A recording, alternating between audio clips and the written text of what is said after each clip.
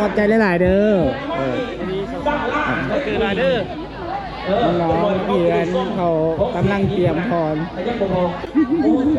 มาดิมาซอยชิเลยนะผู้ข้ามไปจะแต่งกายมานี่บ่โอ้แต่งกายมห้าอันนี้เด้โอ้มชเด้อสบายดีมชคนข้ามวิลาบุรีสาววิลาบุรีเด้งามทุกคนเนาะเพื่อนอยู่ห้องเลยมเจ็ดแล้วเนาะโอ้ยเป็นจะไงมเจ็ดคือกันบ่เชิญได้เลยเชิญได้เลยเชิญได้เลยเชิญได้เลยดาวมาซุปอ๋อเชิญได้เลยอาจารย์อ่ะ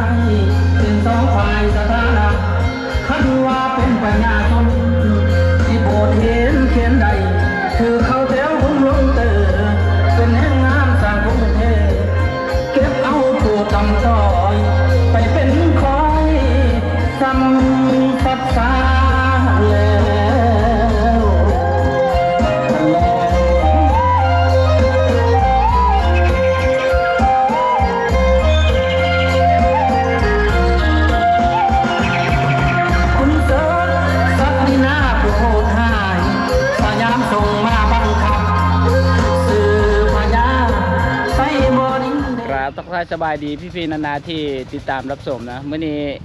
บอสใส่อยู่ที่พระธาตุนางลาวงานบุญบั้งไฟพระธาตุนางลาวก็เป็นวันที่17ก็คือเป็นมือสุดท้ายนะทุกคนเป็นงานบุญบั้งไฟปีนี้เขาก็จะจัดแบบว่ายิ่งใหญ่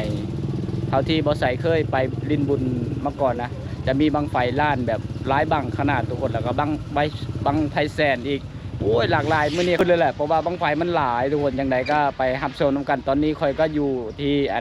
พระธาตุนางลาวแล้วเพราะว่าคอยมาฝากรถด้วยพี่อย่างไรก็บรรยากาศมันจะเป็นแนวเลอเพราะว่าคือสีหลายแล้วก็น้องนักเรียนก็จะก็มาฟ้อนนำมีหลายแต่ละสโมสรก็จะมาฟ้อนนะสำหรับน้องนักเรียนนะมีหลายโรงเรียนเลยนี่อยู่มส.เลยอยู่บ้านป้าบางเน่าโอ้มาพรเนาะมีแต่ผู้จบงามๆเลยป้าตัวสาวผู้ไทยเมืองว่างสบายดีอยู่มส.เลยป้ามส.เมืองว่างนี่มีแต่ผู้งามๆเนาะชื่อนั่นเลยละชื่อนั่นเลยเจ้าป้าสาวผู้ไทยเมืองว่างเด้อถ้าผู้ใดอยากมาชมหรือว่าผู้ใดบ่มีโอกาสได้มากกับมาเบิ่งคลิปเบาใส่ได้เด้อทุกคนเด้อมื้อนี้มาพรเนาะเขาเริ่มพรจากโมงประมาณ10 โมงบ่โอ้มาทุกคนเลยเนาะน้องนักเรียนนี่โอ้ทุกคนจังใดเป็นบรรยากาศเป็นแนวเลอเดียวพาทุกคนไปชมน้ำบุญปีนี้เขาจัดแบบว่าจัดหนักจัดเต็มเนาะงานบุญบังไฟบอกว่าบ่ใส่มาเคสนี้ก็เป็นครั้งแรกทุกคนจังใดก็ไปชมน้ำเดวทุกคนเลยนี่เฮาน้องเพื่อนกำลังเตรียมโค้งไปผู้ชายไปพูงามๆมอสอเลยนี่นะมอสอเมืองว่างไปมีแต่ผู้จบงามๆทุกคนเลยมือนี้สาวผู้ไทยเมืองว่างเด้อมาพรนี่บ่ปาดตัวเพื่อนใส่สุดงามมือนี้สุดผู้ไทยทุกคนผู้ไทยเมืองว่างมาพรงานประถาดเมืองลาวนะบ่แม่นประธานนางลาวโอ้ยบ่ใส่ก็สับสนนำจะเป็นมส.เมืองวังผู้จบงามเลยสาวผู้ไทยเขตนี้มาที่เช้าเนาะเชิญเลยมาปิดมาพีได้ก่อนมีแต่ผู้งามก็ได้เชิญนั่นเลยละเชิญนั่นเลยแวนผู้ทั้งลังเชิญนั่นเลยไปแล้วน้องเพิ่นจีเขินๆเนี่ยนี่เชิญนั่นเลยล่ะเฮียนอยู่ห้องเลยนี่นะม.4เลยเนาะปีหน้าก็จบแล้วจบม.5จบม.4เนาะน้องๆเพิ่นมาพรงานบุญบั้งไฟปีนี้นะอยู่พระธาตุนางลาวถ้าผู้ใดยังบ่ได้มาบ่มีโอกาสมากก็มาชมคลิปน้ำเบาใส่ได้เด้อทุกคนเด้อนี่ น้องๆนักเรียนก็จะมาพรงานบุญบังไฟลานนะปีนี้ประธานนางลาวเพิ่นก็จัดแบบว่ายิ่งใหญ่เลยบังไฟก็เอามาจาก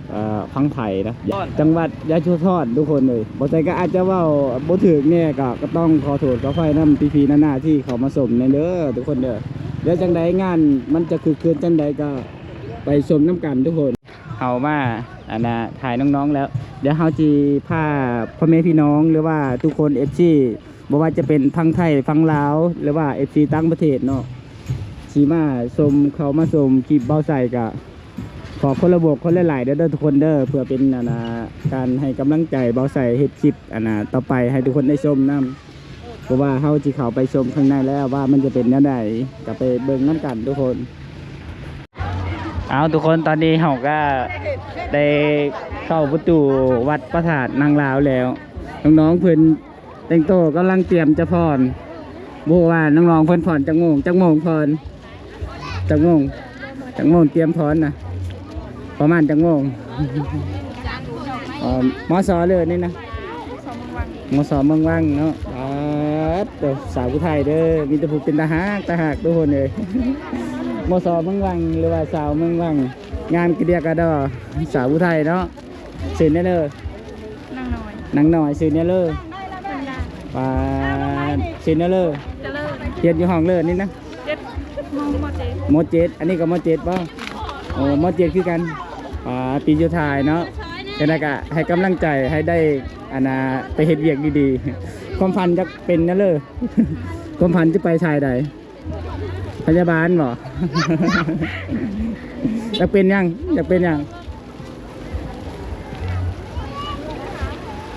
รถไปจับว่าจะไปเฮียนชายใดจบมอเจ็ดแล้วไปเฮ็ดเวียกไปเฮียนต่อบ่ไม่ได้เฮียนเอาเป็นนั่นเลยคือว่าบ่ไปต่ออ๋อไปเฮ็ดเวียกเลยโอ้คือว่าน้องเพิ่นมีความฝันที่ดีนะก็เรียกว่าไปเฮียนแฝดอยู่เวียดนามขับใจหลายๆเด้อสู้ๆน้องๆแต่ละคนน่ารักนี่มสเมืองวังบ่โอ้ยงามเนาะชาวผู้ไทยเฮาผู้ไทยเมืองวังนี่บันชวนเด้อสบายดีอยู่ห้องอยู่โรงเรียนเลยมสเถอะมสเมืองวังเมืองเวลาบ่มีเลยเนาะยังบ่เห็นบ่มาคือกันบ่โอ้จังโมงประมาณจังโมงจังสีฟ้อน9 โมง 10 โมงได้กลับไปหับสมน้ำเดียวด้วยทุกคนเด้อเพราะว่าตอนนี้ตัวมื้อนี้เป็นตาออนซ่อนสุดผู้ไทยมีแต่ผู้งามๆอันนี้อยู่ม.เลยม.3อยู่ห้องเลยม.3เนาะอันนี้ม.3เป็นบ่โอ้ม.2เมืองวังสาวผู้ไทยมีแต่ผู้จบงามได้มื้อนี้นะเตรียมพรประมาณ9 โมง 10 โมงเนาะ10 โมงโอ้มื้อนี้คือสิบ่ฮ้อนปานใดดอกเพราะว่าฝนตกเมื่อคืนแต่ว่าตอนนี้ยังบ่มีลมมีแต่ใจ จังใดก็สู้ๆน่ารักน้องๆทุกคนน่ารักทุกคนเลยสาวมสเมืองวังสาวผู้ไทยถ้าหากผู้ใดบ่มีโอกาสได้มาเยี่ยมมายามกามาเบิ่งคลิปเบาใส่ได้ทุกคนเด้อเดี๋ยวเบาใส่สิมาเลาะชมมีแต่ผู้งามเนาะอ่อนช้อนหลายสาวเมืองวัง มีแต่ผู้เป็นตะแพงนี่ทางผู้ชายอันนี้ก็สุดผู้ชายได้สบายดี เตรียมพรวันนี้สุดเตรียมพรบ่โอ้อยู่มสเลยมสเมืองวังเนาะอยู่ห้องเลยตอนนี้ห้อง62โอ้มีแต่ผู้หล่อๆเด้ออันนั้นบ่าวผู้ไทย บ่าวผู้ไทยเมืองวังนี่บ่ได้ยังบ่มีโอกาสมาดินมาเอ็นก็บ่ได้มาชมบังไฟก็มาเบิ่งคลิปเบาใส่ได้ด้วยทุกคนเด้อแต่ละคนน้องๆเขาน่ารักใส่ชุดงามๆเลยทุกคนเดี๋ยวเราจะไปชมพาทุกคนมาชมบรรยากาศข้างในวัดกันเลยทุกคนอันนี้ก็เจ้าน้องๆก็จะมาขอฟ้อนหรือว่าขอโศกขอลาบเด็ดยิ้มหวานชาวผู้ไทย ขอให้เฮงปังๆเด้อ น้องนักเรียนมาขอโศกขอลาบ ขอบารมีพระธาตุนางลาวถ้าผู้ใดเข้ามาชมก็ขอให้อยู่ดีมีแห้งให้ร่ำให้รวยปรารถนาสิ่งใดขอให้ได้ทุกคนได้สิ่งนั้นเด้อทุกคนเด้อบ่ใส่มาชมบรรยากาศประเภทนี้บุญบังไฟพระธาตุนางลาวบุญบังไฟล้านปีนี้น้องๆนักเรียนกำลังเตรียมพิธีถอน ถอนอยู่ทางเลยนู่นบ่โอ้มีแต่พูดละๆจบๆงามๆสาวเมืองวังสาวผู้ไทยเมืองวังถ้าบ่ได้บ่มีโอกาสที่ได้มาเยี่ยมมายามอันนี้ก็คือยูทูบเบอร์สวัสดีสวัสดีโอ้อันนี้เบาจอยเป็นบ่ มากับใคร โอ้คนละอย่างถ่ายคลิปนั่นเด้อโอ้มาคนเดียว คนเดียว แมนโอ้ยอันนี้สบายดีเอ้ยโอ้ยชื่อสองนั่นเลยชื่อสองนั่นเลยนี่นะ บาจอยสิโฟน โอ้ยพอยูทูบเบอร์ดังเด้อทุกคนเด้อ โอ้ย บอไซเคยเห็นคลิปอายเพิ่น ขอบใจครับ สาวใจที่อายเพิ่นเคยถ่ายบอไซเคยได้มาชมทุกคน อันนี้มาพอตัวจริงละไอายมาจากมือแล้ว หากันมาหอดมือ พักกันมาหอดมื้อนี้ ออกแต่เช้า โอ้ ออกแต่4 โมง โอ้ เจ้ามานอนอยู่พี่บ่ แม่นน น อ อน นอยู่ไสเมื่อคืน จุดซุ่มว่างๆมื้อนี้ได้มาพออายเพิ่นเป็นครั้งแรกโอ้ยตื่นเต้นยินดีที่รู้จักได้เด้อขออนุญาตถ่ายคลิปนำ ชื่อซองคือว่าเบาใจเนาะ เบาจอย บอจอย โอ้ ไปติดตามรับชมได้เด้อทุกคนเด้อผู้สาวน่ารัก อ่ะขอบใจหลายๆเด้อเด้อ ไปเก็บภาพ ไปเก็บผักเขาจะฟอน กระป๋อง โอ้อยูพุ่นบ่อ่ะไปจังไหนก็เฮาก็ไปติดตามรับชมนํกันทุกคนหรือว่าบรรยากาศกระเจ้าพรอันนี้น้องๆก็จะกำลังอันนี้มาขอพรนะก็จะเวียนอันนี้แหละ3 รอบทุกคนน่ะมันเป็นคล้ายๆแบบวัดพระธาตุโพนนั่นแหละก็คือเดียวถ้าผู้ใดไกลทั้งใดกับไปทั้งนั้นทุกคน แต่ว่าพี่น้องเขตสาวเมืองว่างเฮาก็มาขอพรขอโชคขอลาภขอบารมีนี่ผู้ใดเข้ามาชมก็ขอให้ทุกคนอยู่ดีมีแห้งเอาทุกคนตอนนี้เฮาก็กำลังเดินทางไปเบิ่งน้องๆนักเรียนมศเมืองว่างฟ้อนไปทำพิธีฟ้อนนะทุกคนนะมาเบิ่งสาวผู้ไทยฟ้อนอันนี้เฮาก็จะเดินเข้าไปสู่บ้านกระเจ้าจูดบังไฟแต่ว่าตอนนี้เขาเจ้ายังไม่ทันได้จูดยังทำแบบพิธีการฟ้อนการแสดงของน้องๆนักเขียนนี่ชุดงามสาวผู้ไทยเมืองว่างนี่มีแต่ผู้จบงามๆเด้อทุกคนเด้อถ้าผู้ใดบ่มีโอกาสได้มาเยี่ยมมายามกันมาเบิ่งคลิปเบาใส่นี่ก็สนุกแล้วล่ะ สบายดี สวัสดี ชื่อแนวเลอ ต้น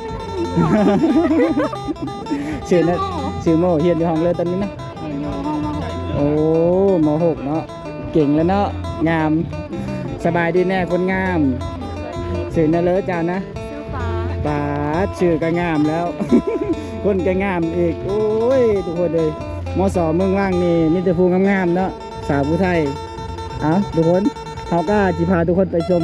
บรรยากาศอยู่ในบอนกระเจ้าพรกันเลยเพราะว่าน้องๆกระเจ้าก็ชิย่างไปแล้ววิวธรรมชาติงามมาเขตนี้บ่ผิดหวังเด้อทุกคนเด้อผู้สาวก็งามธรรมชาติดี มาไทยกัน บายบายกล้องในอยเด้อบายบายกล้องเนี่ยตัวอ่อนช้อนหลายทุกคน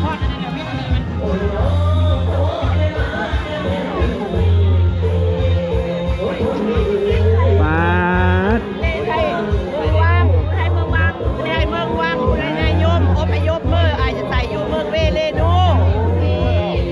อันนี้มาผู้ไทยคืนทินมาหามองอยู่ของเศร้าบันผู้ไทยคืนทิน มาแบบผู้ไทยขึ้นเทรนด์แม่นบ่ แม่น สุดงาม อยากทำข้าว อันนี้ผู้ไทยอยู่พี่อันนี้นะ ผู้ไทยเมืองมีละ อันนี้ให้เห็นอยู่ ใครเมือง ไอ้ขอพิเศษแม่นบ่ เมืองนครพนมเมืองเรนูนคร คนกลางเป็นนำหน้าพาทางผู้ไทยเข้าก็ถือว่าเห็นหน้าเห็นตาเราอยู่ได้ทุกคนนะ โอ้ เป่าไว้ทั้งหลายดิ เป็นบรรยากาศด้วยงานโอ้ย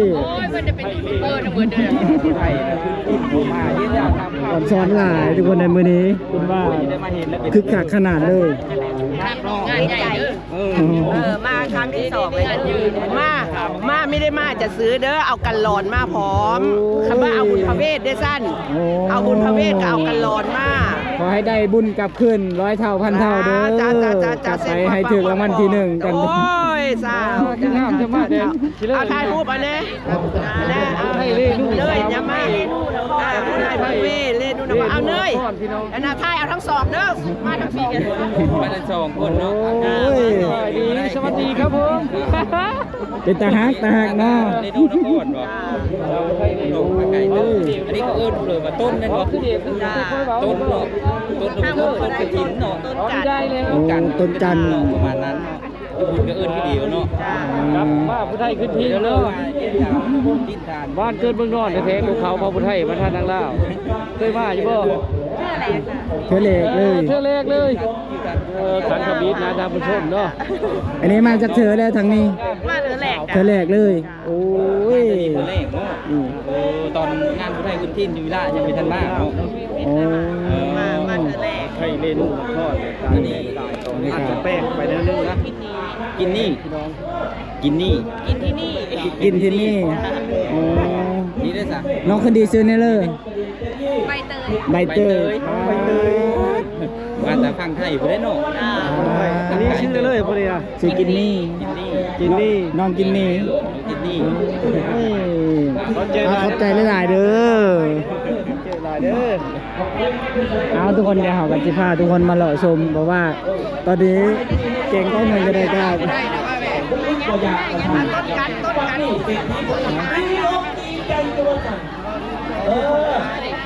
จะไปถ่ายรูป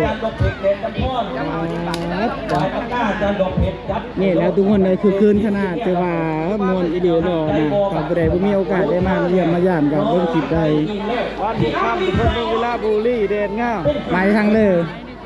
มาแต่บ้านลุงโอ้เมืองเวลานั่นบ่โอ้ยมอสอเลยนี่นะมอสอผู้ข้ามงามเนาะสาวผู้ไทยอุ้ยอ่อนสอนหลายด้วยกันขอบใจหลายๆเด้อคือหลายเด้อน้องเพียนเขากำลังเตรียมพร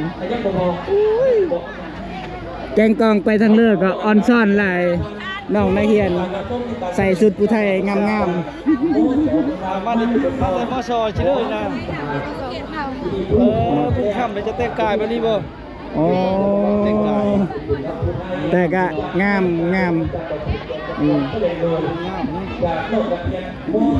เย็นอยู่ห้องเลยละม.6แล้วโอ้สาวม.ปลายเลยเนาะปีหน้าก็จบเลยอันนี้ก็ม.6คือกันบ่ม.5เนาะอันนี้ดิซื้อแน่เลยเสียงเพลงก็อาจจะดังแน่ทุกคนเลยอาจจะไม่ได้ค่อยได้ยิน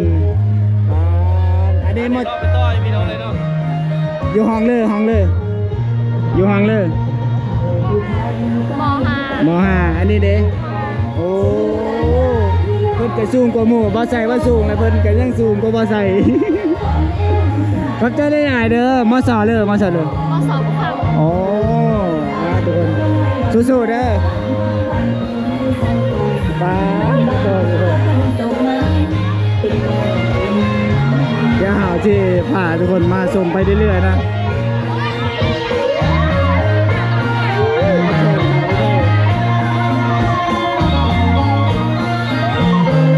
มาชอเลยมาชอคนข้ามวิลาบุรีสาววิลาบุรีเด้งงามทุกคนเนาะเรียนอยู่ห้องเลยม.7แล้วเนาะโอ้ยเป็นยังไงม.7คือกันบ่เชิญได้เลยดาวพระศุกร์เชิญได้เลยอาจารย์อ่ะตัวสองสาวผู้ไทยเมืองวิลาบุรีเป็นตาหักหลายทุกคน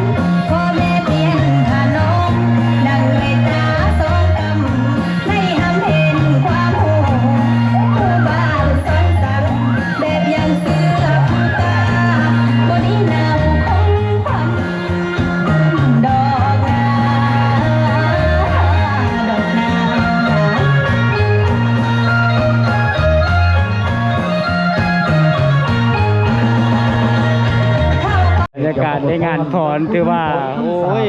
ที่เราเรียนความเป็นมาเกี่ยวกับที่พวกเขาจะฉลองวันนี้ละปัจจุบันนี้ท่อนทางที่ว่าทางที่สาบที่แซงทันได้เอาขึ้นมาแล้วจากว่างพันนี่ละ พรแต่ละ จากก่อนเขาดูนี่แหละเมื่อนี้ทั้งมสบางเป็นวัดพรเรียบร้อย จากปลายพระตาของอาจารย์ดงเพชรเนียนทั้งข้องจะได้พันละนาไว้เจ้าและเพื่อเป็นการสั้นๆเสียเวลาจะได้ให้บรรดาทางฮับซ้ำอีกบททอนหนึ่งจากหม้อสองผู้คำที่เป็นบททอนลำพุทธที่สะท้อนถึง มาสอบผู้ข้าม การเคลื่อนย้ายยกย้ายหรือว่าของเขาผู้ไทยอยู่ในเขตเมืองบางอันคำนี่ ได้คิวเฮาแล้ว เป็นอะไร เนาะ นะขอเสียงต้นมือต้นครับเจ้าบรรดาทานผู้ท่อมครับอันนี้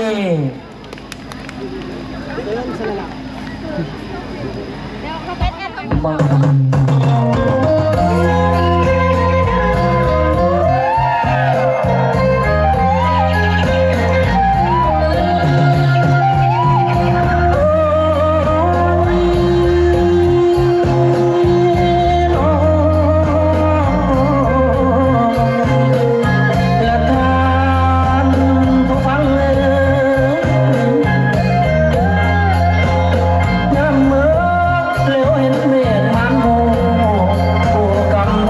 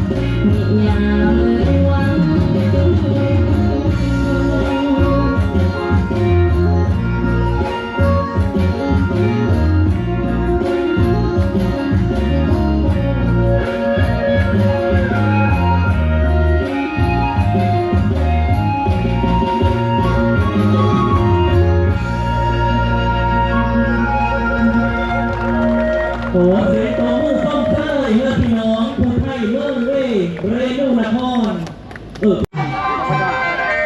มาฟังเสียงแคน